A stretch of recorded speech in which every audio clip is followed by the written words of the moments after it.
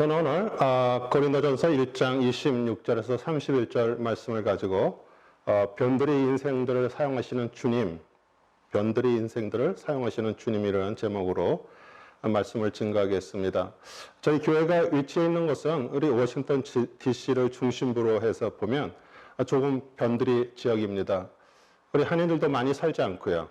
또 중심부로 한 20-30분 운전해서 들어가면 큰 교회들이 있습니다. 우리 변들이 작은 교회를 다니는 것보다 군중 속에서 신앙생활하기를 원하시는 분들은 큰 교회로 출석을 합니다. 우리 예수님이 태어나시고 자라실 때는 중심부는 예루살렘이었습니다. 그러나 빛으로 오신 예수님은 갈릴리를 영화롭게 하셨죠. 우리 예수님은 당시 예루살렘 중심부에서 멀리 떨어진 갈릴리 변두리에서 정말 변두리 인생처럼 살고 계셨습니다. 그리고 소외된 이웃들에게 하나님의 나라를 소식을 전했죠. 예수님이 택하신 제자들 역시 갈릴리에서 평생 고기를 잡아 생활하던 우리 변두리 시골의 어부였습니다.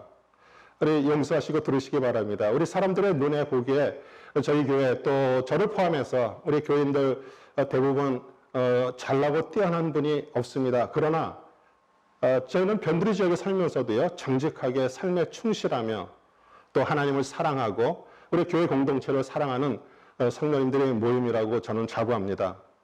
우리 예수 그리스도께서 승천하시고 크리스찬들의 핍박을 받고 유리하다가 우리 로마가 국교를 정하면서 우리 예수 그리스도와 하나님의 계획과 무관하게 우리 예수 그리스도께서 중심부에 올라섰습니다. 그리고 종교로 타락하기 시작했죠. 만약 교회가 부흥해서 중심부로 올라서면 소외된 자, 정말 복음이 필요한 자보다도 능력 있고 권세 있는 자들이 득세하기 시작합니다. 오늘 사도 바울은 하나님은 세상에 차는 것들과 멸시받는 것들과 없는 것들을 택하사 있는 것들을 폐하려 하신다라고 말씀하십니다. 그 이유는 29절에 아무 육체라도 하나님 앞에서 자랑하지 못하게 하려 하심이라 이렇게 말씀하십니다. 그 26절에 지혜 있는 자가 많지 아니하며 또 능한 자가 많지 아니하며 문벌 많은 자가 많지 아니하니다. 먼저 이렇게 부르심과 또 27절, 28절의 택하사와는 같은 뜻입니다. 우리 택하심의 시작은 그 예수님이 우리의 죄를 위해서 십자가에서 죽으심을 고백하고 부활하심으로 우리에게 주 그리스도가 되셨음을 확신하는 자에게 그리스도의 안에 있는 하나님의 은혜로 우리는 받게 되죠. 그것은 죄 심판으로부터 우리 모든 인류가 받는 그 일반적인 멸망으로부터 면제되는 것을 의미합니다. 모든 부르심을 받은 사람을 처음 믿는 순간부터 택함을 받은 것이죠. 그러므로 자신의 그 부르심과 믿음에 거하는 한 그 하나님의 택하심에 거하고 있는 것입니다. 우리 사사기 기드온은 여호와께 사사로 택함을 받았을 때 6장 15절에 이렇게 얘기합니다. 그러나 기드온이 그에게 대답하되 오 주여 내가 무엇으로 이스라엘을 구원하리이까 보소서 나의 집은 므낫세 집 중에 극히 약하고 나는 내 아버지 집에서 가장 작은 이이다 하니 자신이 문벌이 좋지 않다라고 말합니다. 그리고 얼마나 소심하고 약했으면 우리 다른 사사와 다르게 여러 번 여호와께 표징을 구했습니다.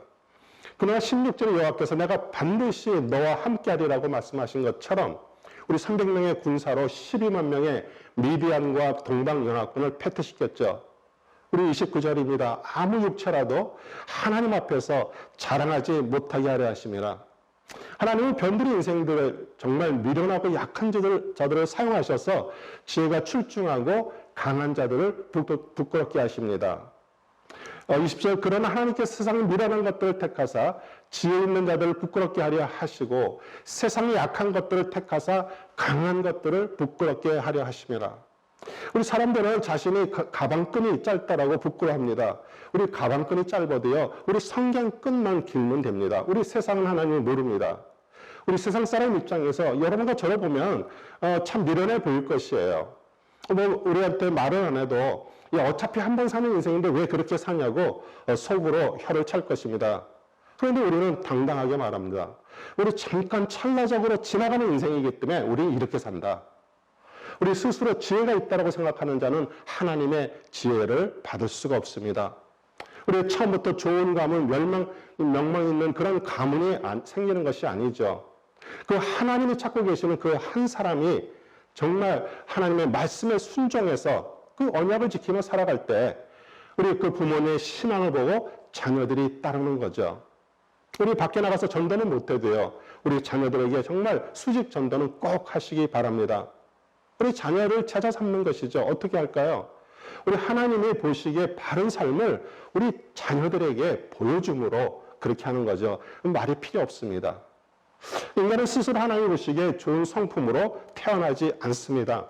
말씀으로 만들어가야 됩니다. 하나님께서 예수님을 죽이시고 구원받게 하셔서 우리 안에 넣어주신 그 그리스도의 씨, 그 새 생명을 근거로 만들어 가야 합니다. 우리 모두 엄청난 하나님의 일을 하려고 애를 쓰죠. 그러나 매일 되풀이되는 이런 단조로운 삶 속에서 하나님의 능력으로 살아가는 것이 하나님의 일임을 깨닫기를 소원합니다. 하나님은 별볼이 없는 그런 변두리인들, 정말 노바디를 하나님의 위대한 쌈바디로 만들어 주실 것이에요. 우리 하나님의 능력은 정말 구속받은 속죄를 근거로 해서 일어남을 믿으시기 바랍니다.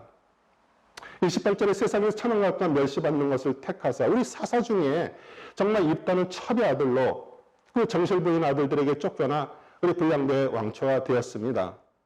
우리 사사기 11장 2절 3절에 보면 길앗도 본초도 여러 아들을 낳았는데 그들은 자라서 입다를 쫓아내며 그에게 말하였다. 너는 우리 어머니가 아닌 다른 여인의 아들이므로 우리 아버지의 유산을 이어받을 수가 없다. 그래서 입다는 자기 그 이백 형제들을 피하여 도망가서 그 돕이라는 땅에서 살았는데요. 우리 건달패들이 입다에게 모이도록 그를 따라다녔습니다. 우리 사사기의 패턴은 하나님을 떠나서 이방신을 섬기는 배도를 하게 되면 주요 이방 나라들을 통해서 압박을 당하게 하시고요. 그리고 죄를 뉘우치고 회개하고 하나님을 간구하면 그 한 명의 사사를 세워서 우리 전쟁에 이기게 하시고 구원과 평안을 주십니다. 그러나 또 세월이 흐르면 하나님께 또 반역을 하게 되고 떠나는 그런 사이클이 계속 반복되죠. 이스라엘이 또 하나님을 배도해서 정말 하나님께서 암몬 나라를 사용해서 환란을 당하게 하시는데 우리 입다처럼 정말 별볼이 없는 사람을 사용하셔서 이스라엘을 구원하게 하십니다. 29절에 아무 육체라도 하나님 앞에서 자랑하지 못하게 하려 하십니다. 우리는 육체는 연약하고요. 우리 구원받기 전에 욕심으로 가득 차 있습니다. 우리 이사야 선지자가 40장 6절에 말하는 자를 소유하여 이르되 외치라 대답하되 내가 무엇이라 외치리까 하니 이르되 모든 육체는 풀이요 그의 모든 아름다움은 들의 꽃과 같으니. 여러분과 저 모두 하나님의 진노를 받아 죽을 자였습니다. 사실 하나님께서 육체로 살도록 내버려 두시는 것이 저주죠. 우리 그 말은 예수 그리스도를 모르면 육체가 원하는 대로 욕심으로 세상 것들을 움켜쥐고 살다가 영원한 멸망에 처하게 되죠. 육체는 하나님 앞에 자랑할 것이 없는데 우리에게 자랑할 일이 한 가지 딱 생겼습니다. 이 로마서 5장 7절 8절 의인을 위하여 죽는 자가 쉽지 않고 선인을 위하여 용감히 죽는 자가 혹 있거니와 우리가 아직 죄인 되었을 때 그리스도께서 우리를 위하여 죽으심으로 하나님께서 우리에 대한 자기의 사랑을 확증하셨느니라. 우리는 사랑받을 사람이 아니었습니다. 예수님은 우리를 위해서 십자가에 죽으셨다는 것을 믿고 하나님의 아들로 시인하고 그 부활하신 그리스도를 통해서 우리는 하나님의 극진한 사랑을 받았습니다. 우리 사랑은 사랑을 낳는다는 말처럼 우리 그리스도의 사랑을 받은 자는 사랑을 할 수가 있죠. 주님 우리에게 목숨을 달라고 말하지 않습니다. 그러나 주를 위해서 너의 삶을 달라고 말하십니다. 우리의 삶을 빼앗고 통제하라는 것이 아니라 완벽하게 만들어주시려고 말씀하시는데 우리는 끝까지 거부합니다.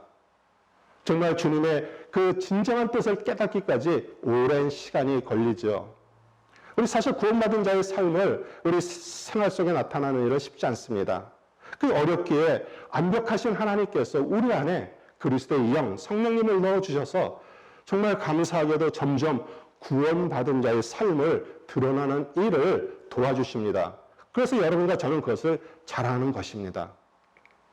30절 너희는 하나님께로부터 나서 우리 수억의 종자 중 하나가 난자와 결합해서 잉태돼서 우리 세상에 태어났다는 것은 하나님의 그 섭리 안에서 하나님의 계획 안에서 하나님으로부터 태어났다는 말입니다.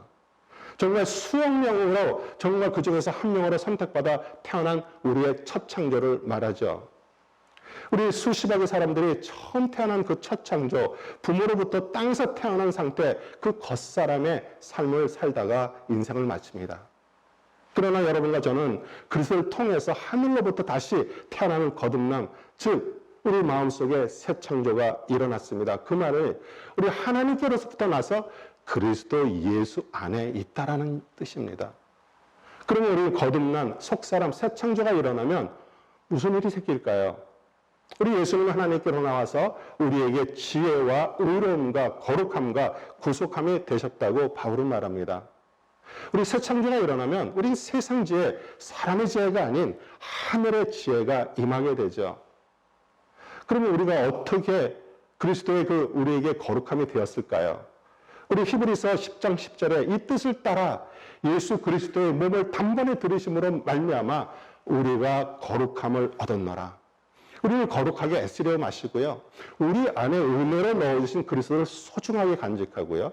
우리 그리스도의 영 성령님을 정말 거스리는 마음, 행동, 언어의 통제의 훈련을 통해서 우리 그리스도가 우리 밖으로 드러나는 것, 그것이 거룩임을 깨닫기를 소원합니다. 만약 자신 내세울 가문도 없고요. 많이 배우지도 못했고요. 약하고 미련하고 천하고 멸시받았어도 그리스도를 소유한 성도라면 하나님의 방법으로 여러분을 높여주셔서 사람들로부터 하나님은 살아계시다라는 칭송을 듣게 하실 것입니다.